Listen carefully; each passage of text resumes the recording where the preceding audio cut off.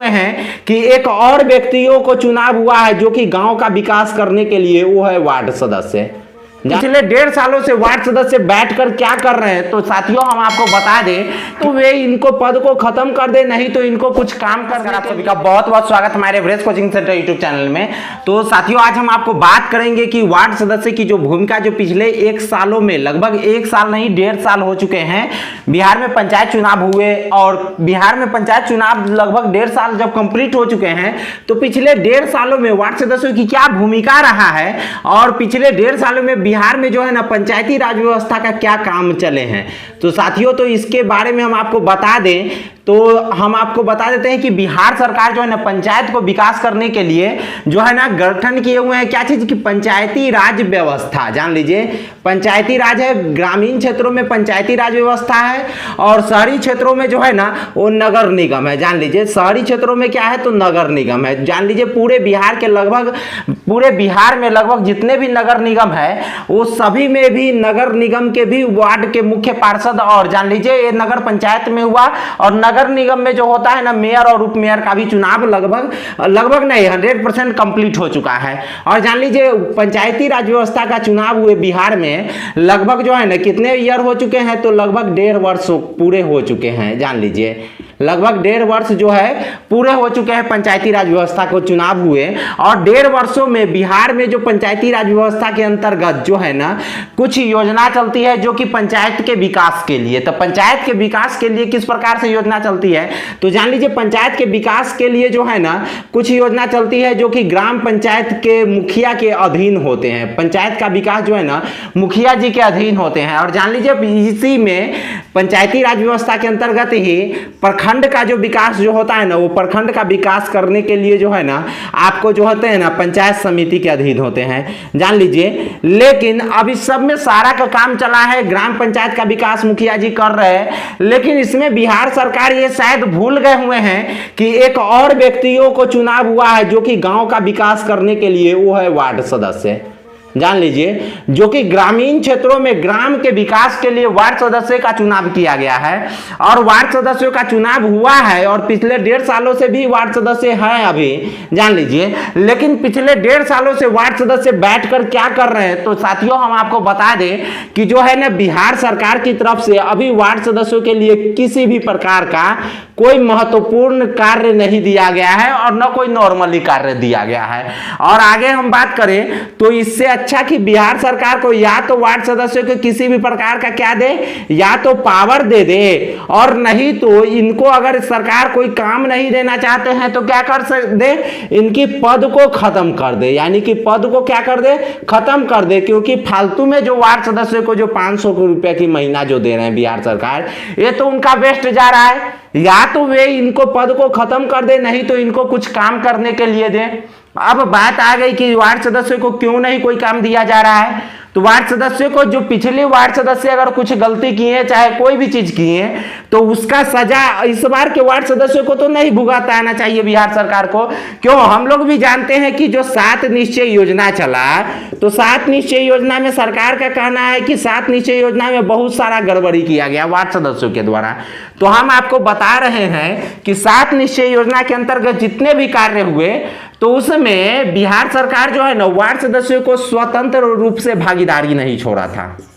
जान लीजिए स्वतंत्र रूप से जो है ना कोई भी कार्य करने का मौका नहीं दिए। अब जब बताइए किसी को भी आप स्वतंत्र रूप से कार्य करने का मौका नहीं दीजिएगा, इसमें एक 7 निश्चय के काम में आप मुखिया की भागीदारी सम्मिलित कर दिए, पंचायत सचिव की भागीदारी सम्मिलित कर दिए और इतनी बड़ी मतलब लूट खसोट मचा दिए कि ब्लॉक के बीडीओ से लेकर के और जिला के डीएम से लेकर डीपीआरओ तक सारे के सारे पदाधिकारियों का बस एक ही योजना में लक्ष्य पहुंच गया कि 7 निश्चय योजना। और यह 7 निश्चय योजना में सरकार जानबूझ करके इतनी भारी लूट खसोट मचवा दी कि जो है कभी भी जो है ना अगर पंचायत के जो है ना वार्ड सदस्यों को जो किसी भी प्रकार से अपने हक और आवाज को बुलंद करने का मौका जब मांगे, तो उनको एक उदाहरण लाकर दे दिया जाए 7 निश्चय।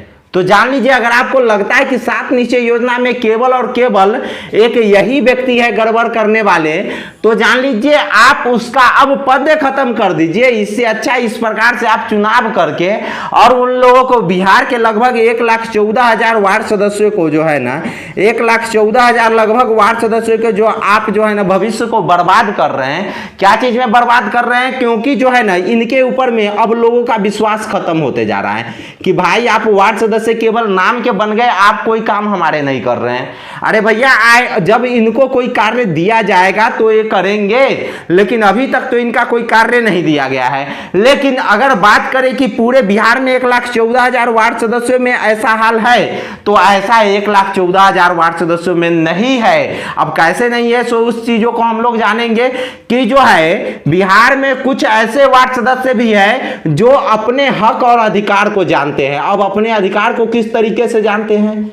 अब अपने अधिकार को अपने इस माध्यम से जानते हैं कि जब बिहार सरकार जब पंचायती राज व्यवस्था बनाए हुए है, तो पंचायती राज व्यवस्था का एक अंग यदि मुखिया है तो इसके अभिन्न अंग वार्ड सदस्य भी है। जान लीजिए, एक पंचायत में एक मुखिया जी होते हैं, लेकिन उसमें वार्ड सदस्य लगभग 10, 12, 15, 18, 20 इतना होते हैं। अब जान लीजिए, जब 20 वार्ड सदस्य के बीच में एक मुखिया अगर सारा अपनी मनमानी चला ले तो यह शायद नामुमकिन है। किस लिए? किन लोगों के लिए? तो वैसे लोगों के लिए जो अपना हक और अधिकार को अच्छे तरीके से जानते हैं। जो लोग अपना हक और अधिकार को अच्छे तरीके से नहीं जानते हैं, जान लीजिए उनके लिए आज यह पद खत्म कर देने से अच्छा कुछ नहीं होगा। नहीं तो जो लोग अपने हक और अधिकार को जानते हैं तो उनके लिए यह पद अभी भी अच्छा है, क्योंकि वे लोग अपने हक की लड़ाई लड़ते हैं और अपने मुखिया जी को जब तक वो अपनी भागीदारी नहीं सौंपते हैं, जब तक वो अपने भागीदारी को नहीं बताते हैं पंचायत में, तब तक किसी भी योजना में कार्य को नहीं बढ़ने देते हैं।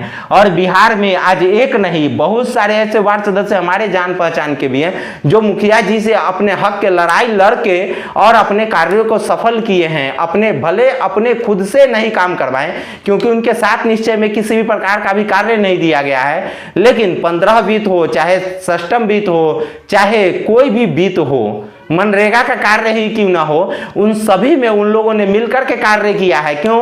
क्योंकि जो है कार्यकारिणी का समिति होता है पंचायत में, कार्यकारिणी समिति सबसे महत्वपूर्ण होते हैं।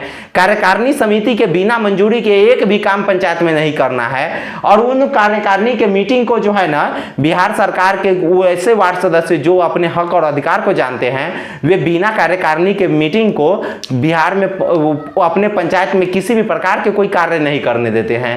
और जब कार्य नहीं करने देंगे तो उनका काम बाधित होगा। इसीलिए वो मुखिया जी भी समझते हैं कि नहीं, इनको काम दे देना उचित है। अब बिहार सरकार से यही अनुरोध सभी लोग करेंगे, बिहार के एक एक वार्ड सदस्य को अनुरोध करना चाहिए कि जो है वार्ड सदस्य को क्या करना चाहिए? वार्ड सदस्य को आने वाले वित्तीय वर्ष 2023 से 24 में वार्ड सदस्यों को या तो पद को समाप्त कर दे, और नहीं तो वार्ड सदस्यों को जिम्मेदारी दे, कोई काम करने का मौका दे। 7 निश्चय पार्ट 2 सरकार नाम के लिए केवल बहाली कर दिया है, लेकिन 7 निश्चय पार्ट 2 योजना के अंतर्गत काम दे, सरकार केवल नाम के लिए छोड़ दिए हुए हैं।